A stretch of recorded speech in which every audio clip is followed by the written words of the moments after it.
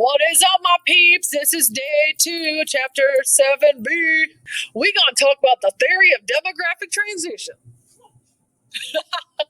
All right, so demographers want to understand why the rate of population growth has fluctuated so much in the past and whether or not we can learn from this, right?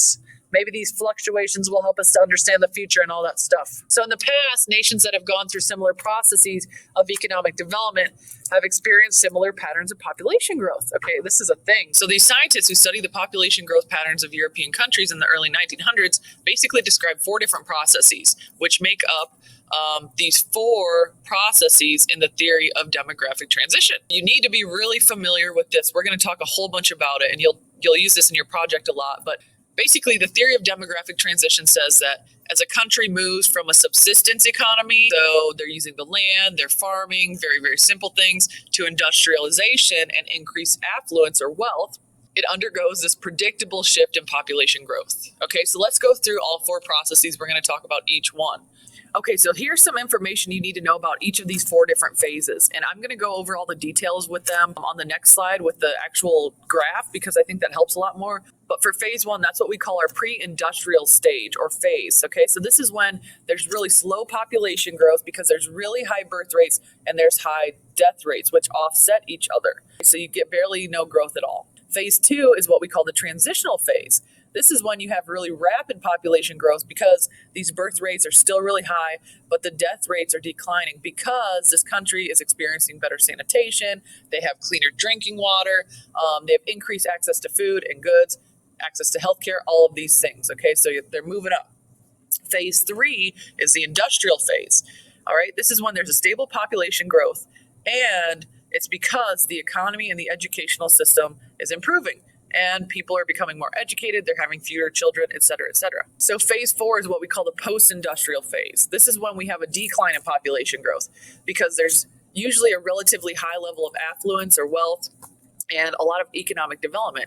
So this encourages women in this stage to delay having children. This is just something I thought you needed to see. It's the human population growth chart, and you can see the train.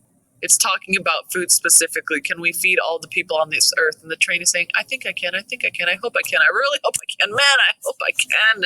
But the real problem is that the amount of food we have is enough to feed everybody in this world. It is just not evenly distributed.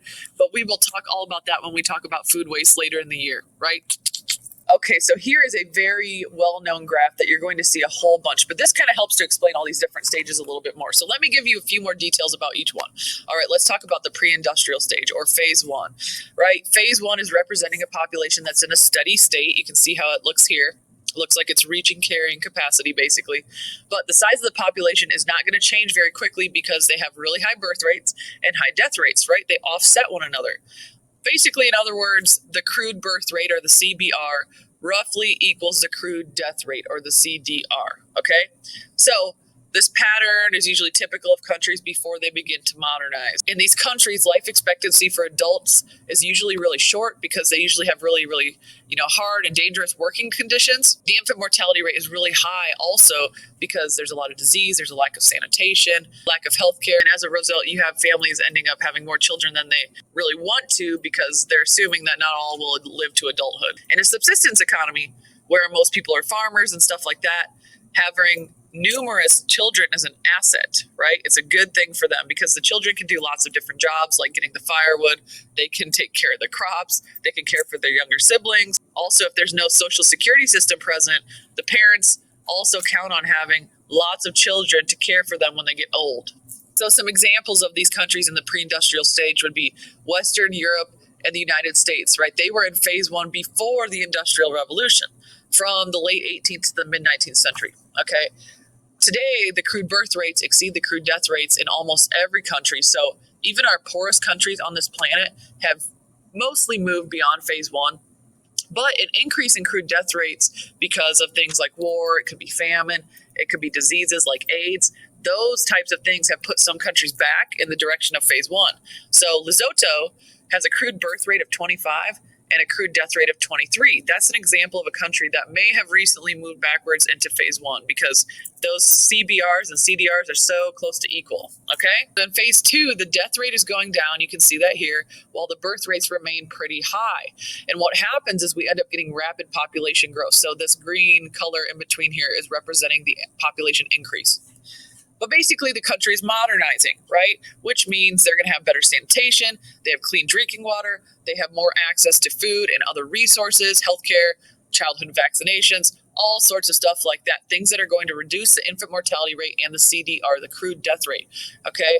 But the CBR isn't going to decline because couples are continuing to have large families. It takes at least one generation, if not more, for people to notice a decline in infant mortality and to adjust to it.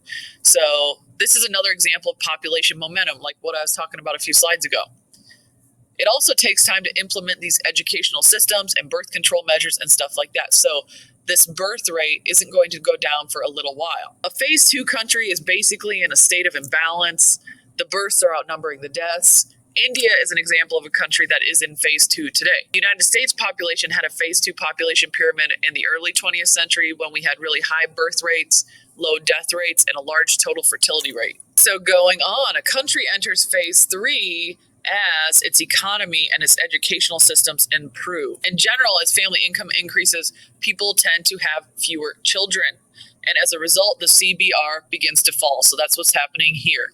This phase 3 is typical in lots of different developed countries, including the United States and Canada. There's a falling birth rate, death rate still remaining low. So a question you might have is, why do people have fewer children as their income increases, right? But as these societies are transitioning from subsistence farming to more complex economic specializations, having large numbers of children actually becomes more of a financial burden, right? Rather than an economic benefit. That's why I don't have any kids. Well, one of the reasons. There's a couple of things that increase the likelihood that people will choose to have smaller families, right? Affluence, wealth, more time spent pursuing education. We're spending more time on that. The availability of birth control increases. Also, you guys have to remember that cultural, societal, and religious norms, those are also going to play a role in birth rates, which is why you guys are researching all this stuff about these different countries for your project. So as the birth rates and death rates decrease in phase 3, the system basically returns to another steady state, right? The population growth levels off during this phase, and the population size does not change very quickly because you've got your low birth rates and the death rates. They tend to cancel each other out, which takes us to the last stage. Stage 4. Stage 4 is characterized by declining population size and often a relatively high level of affluence and economic development. A few examples of countries that are in this stage right now would be Japan, you've got the United Kingdom, Germany, Russia, Italy. These are all phase 4 countries, with the CBR being well below the CDR. This decline in the population in phase 4 means fewer young people in higher proportion of elderly people. All right, so the demographic shift can have important social and economic effects, right? If there's fewer people in the labor force and more people that are retired or working part-time, the ratio of dependent elderly to wage earners, the young people, increases, and pension programs like the Social Security services end up putting a greater tax burden on each wage earner. So you can have a situation where there's a shortage of healthcare workers for an aging country, right? There's not enough young people to take care of all the old people. And so what governments do sometimes is they encourage immigration as a source to get in additional workers, right? They say, hey, come to our country. We'll give you some sort of incentives. We need more young people to take care of our aging population. An example of this is Japan. The government usually provides economic incentives to encourage families to have more children in order to offset this demographic shift. I got another joke for you. How does Lady Gaga like her meat cooked? Rah, rah, rah, rah, rah. Okay, so let's talk a little bit about family planning.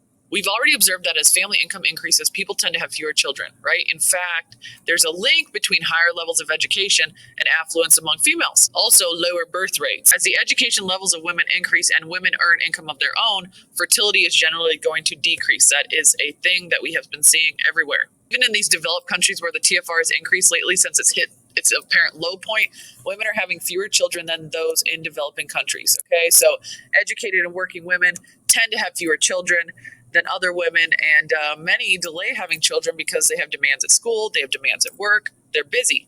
So a higher age at first reproduction means that a woman is likely to have fewer children in her lifetime, right? If a woman waits till she's 30 or 35 to have a kid, she's going to have less kids than somebody who starts having babies at 15, right? It just makes sense. We'll talk about that in class one day. Another thing is that more educated women have more access to family planning.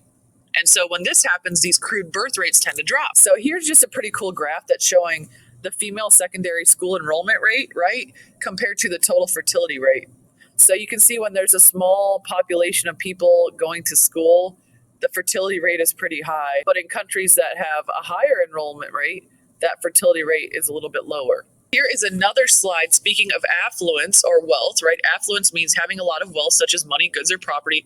Make sure you know the term affluence, okay? If you ask me on a test, what does affluence mean? I'm going to tell you, I can't tell you that. It's a vocab term you should know. You can see here the graph is showing all these different countries and how the ecological footprint goes up in these countries. And it just so happens that these countries are more developed as you go over to the right. So it is safe to say that there is a correlation between countries being developed and higher ecological footprints, right? The U.S. is way over here.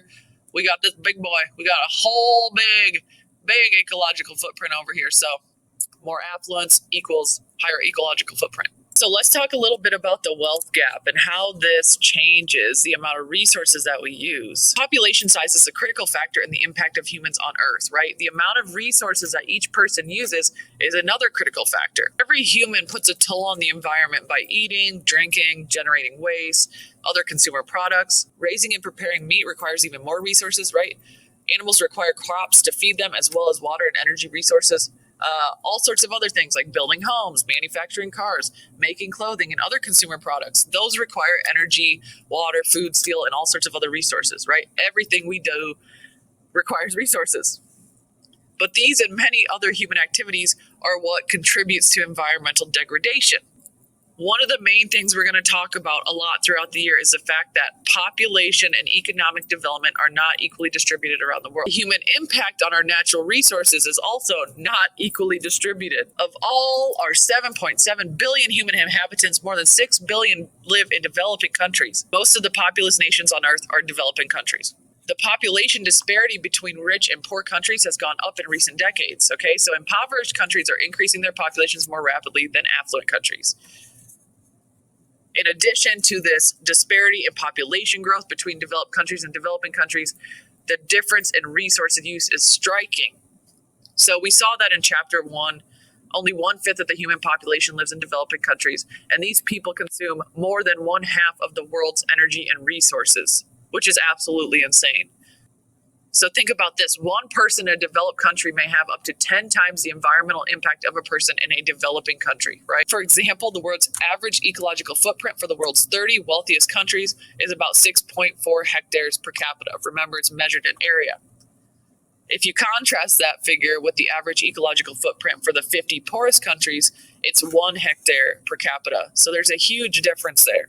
It's a huge problem. I don't know how we're ever going to take care of this, but we're going to talk all about this for the rest of the year. So keep that in your brain. Blah, blah, blah, blah, blah. So there's this thing called the IPAT equation, all right? The total environmental impact of 7.5 people is really difficult to quantify. Some people consume large amounts of resources and have a negative impact on the environmental systems, while others live much more lightly on the land, right?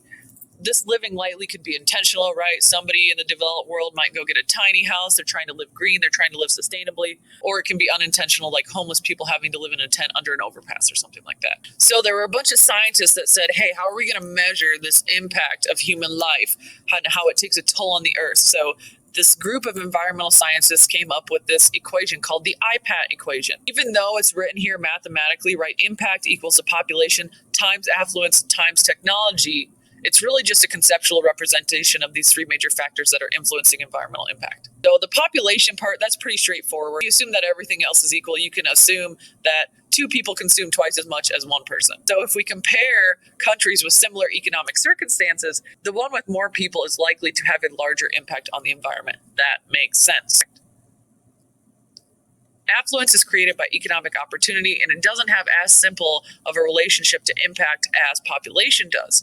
Because 1 person in a developed country can have a greater impact than 2 or more people in a developing country, right? A family of 4 in the United States that has a 3,000 square foot home, and they own 3 large sport utility vehicles. They have a beautiful green lawn and a swimming pool and They are using a much larger share of Earth's resources than a Bangladeshi family of 4 that live in a 1-bedroom apartment, and they travel all the time on bicycles and buses and stuff like that. The effect of technology is even more complicated and difficult to figure out, but technology can either degrade the environment or it can create solutions to minimize our impact on the environment.